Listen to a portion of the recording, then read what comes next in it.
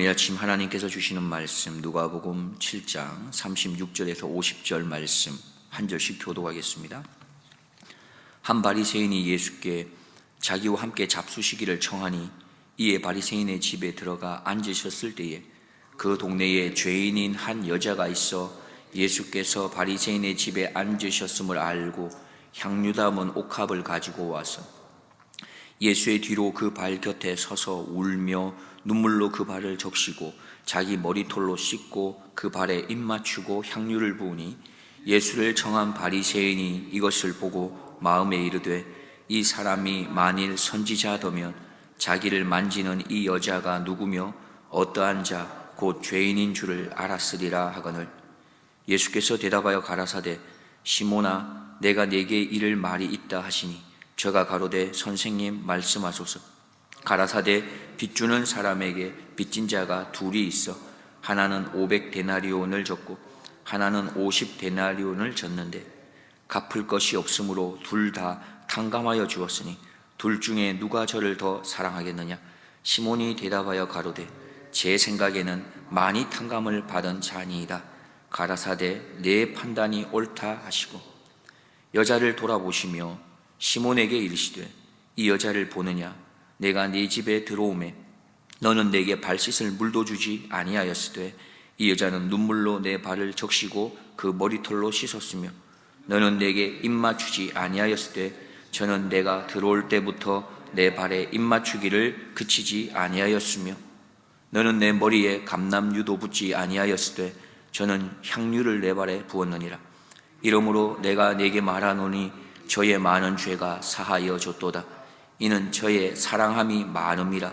사함을 받은 일이 적냐는 적게 사랑하느니라. 이에 여자에게 이르시되 내 죄의 사함을 얻었느니라 하시니 함께 앉은 자들이 속으로 말하되 이가 누구이기에 죄도 사하는가 하더라. 함께 보겠습니다. 예수께서 여자에게 이르시되 내 믿음이 너를 구원하였으니 평안히 가라 하시니라. 아멘.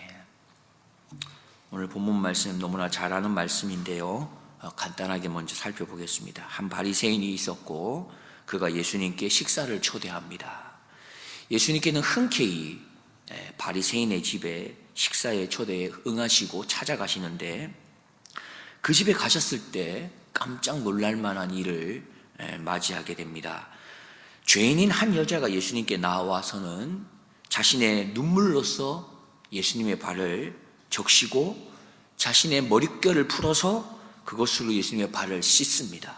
그리고는 발에 입을 맞추고 더 나아가 값비싼 향유를 예수님의 발에 쏟아붓습니다. 그리고는 이 모습을 보고 있었던 바리새인이 마음에 이런 생각을 가졌다고 말합니다.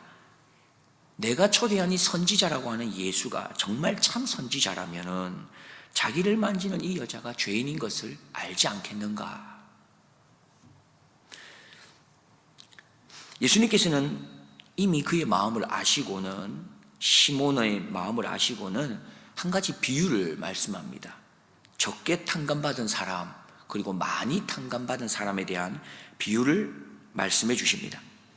빚주는 사람이 빚진 자 두 사람이 있는데 한 사람은 50데나리온을 빚졌고 한 사람은 500데나리온을 빚졌는데 이 두 사람 모두가 형편이 갚을 만한 능력이 없었다 말합니다.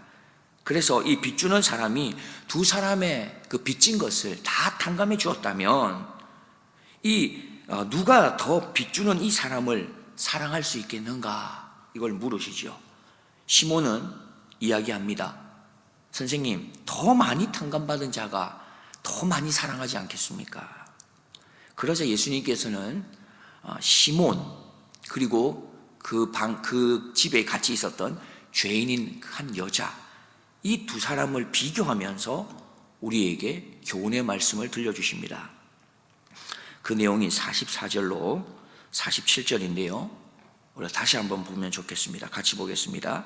여자를 돌아보시며 시몬에게 이르시되 이 여자를 보느냐. 내가 네 집에 들어오매 너는 내게 발 씻을 물도 주지 아니하였으되 이 여자는 눈물로 내 발을 적시고 그 머리털로 씻었으며 너는 내게 입 맞추지 아니하였으되 저는 내가 들어올 때부터 내 발에 입맞추기를 그치지 아니하였으며 너는 내 머리에 감람류도 붓지 아니하였을 때 저는 향유를 내 발에 부었느니라. 이러므로 내가 내게 말하노니 저의 많은 죄가 사하여졌도다.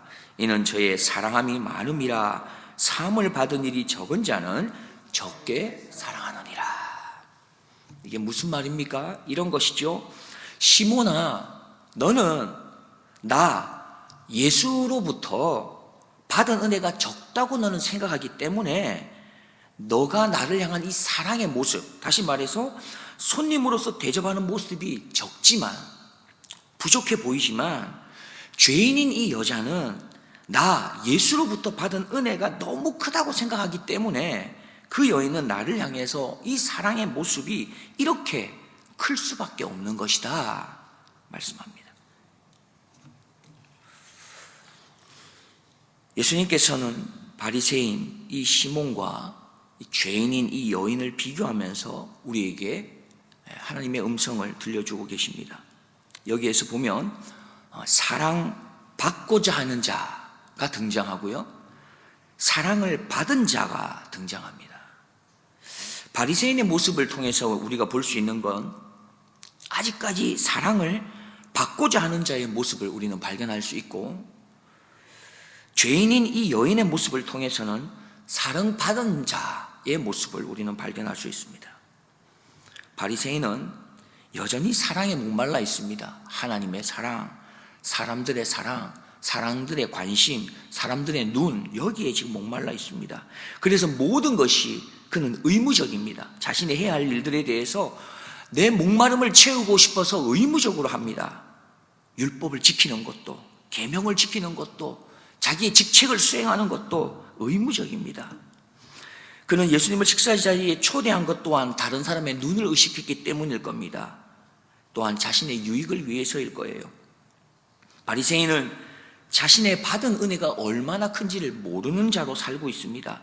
도리어 그가 기억하는 것은, 그가 마음속에 간직하고 사는 것은 자기가 받은 사랑이 아니라 내가 다른 사람들을 향해서 얼마나 더 많이 희생했는가, 내가 다른 사람들을 향해서 더 많이 헌신하고 용서하고 인내를 내가 얼마나 많이 했는가, 그것에 관심이 있습니다. 더 많이 생각합니다. 그래서 바리새인의 마음은 늘 사랑의 결핍입니다. 은혜의 결핍으로 가능합니다. 그러니 늘 자신이 손해보았다고 생각하며 사니 어떻게 감사하며 살 수가 있겠습니까? 감사는 점점 사라집니다.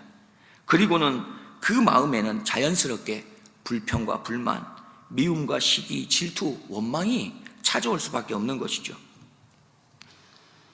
반대로 죄인인 이 한 여인의 모습에서는 사랑받은 자의 모습을 우리는 찾을 수가 있습니다.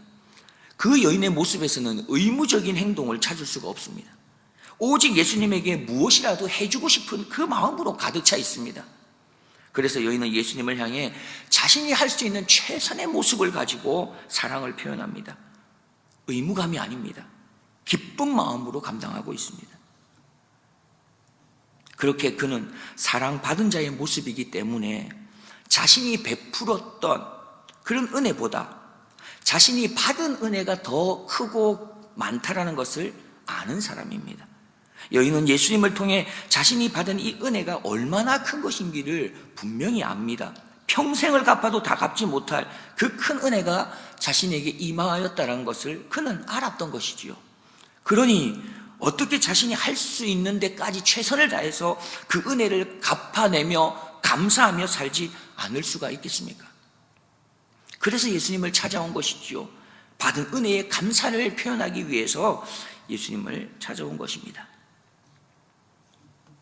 오늘 본문에 나오진 않지만 오늘 본문의 내용을 통해서 우리가 짐작해 볼 수 있는 것은 이 죄인인 여인은 아마도 오늘 바리새인의 집에서 예수님을 만나기 이전에 예수님을 아마 만났을 것입니다. 그리고 그때 만났던 예수님을 통해서 받은 은혜, 그것이 너무나도 컸던 것이 분명합니다. 그러했기 때문에 이 여인은 오늘 식탁의 자리에서 이렇게 예수님께 행동할 수 있었던 것이죠. 우리가 알듯이 팔레스틴은 사막지대이기 때문에 먼지가 많지 않습니까? 그래서 가정에 손님이 오면 조금은 자연스럽게 그 먼지를 씻을 수 있는 물을 주는 것이죠. 그런데 시몬은 어떻게 했다고 예수님 말합니까? 너는 발 씻을 물을 나에게 주지 않았다. 손님으로 청했지만 그러나 발 씻을 물도 주지 않았다. 그러나 여인을 봐라. 그는 눈물로 내 발을 적시고 머리털로 씻지 않았냐. 또한 일반적으로 집주인은 손님이 오면 환영의 표현으로 환영의 입맞춤을 했던 것인데, 시몬은 예수님께 입맞추지도 않았다라고 예수님을 말합니다. 그런데 여인은 어떻게 했다고 말합니까? 집에 들어올 때부터 그렇죠. 발에 입맞추기를 그치지 아니했다 말씀합니다. 팔레스틴에서는 뜨거운 태양빛 아래를 걸어온 손님들을 향해서 때로는 머리에 기름을 붓기도 했습니다. 그것은 손님에게 큰 위로가 되는 일이었지요. 그리고 일반적으로는 감람유를 사용했습니다. 그런데 시몬은 식사에 초대한 예수님의 머리에 감람유도 붓지 않았습니다. 그러나 여인은 어떻게 합니까?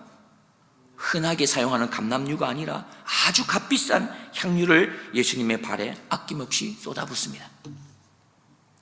자, 여기에서 우리는 또 한 가지 중요한 사실을 발견할 수 있습니다. 한번 생각해 보십시오. 바리새인이 예수님의 또 하나님의 관심이나 사랑을 더 많이 받았을까요? 아니면 죄인인 여인이 더 많은 사랑을 받았을까요? 아마도 저는 바리새인이 더 많이 받았지 않나 생각해 봅니다.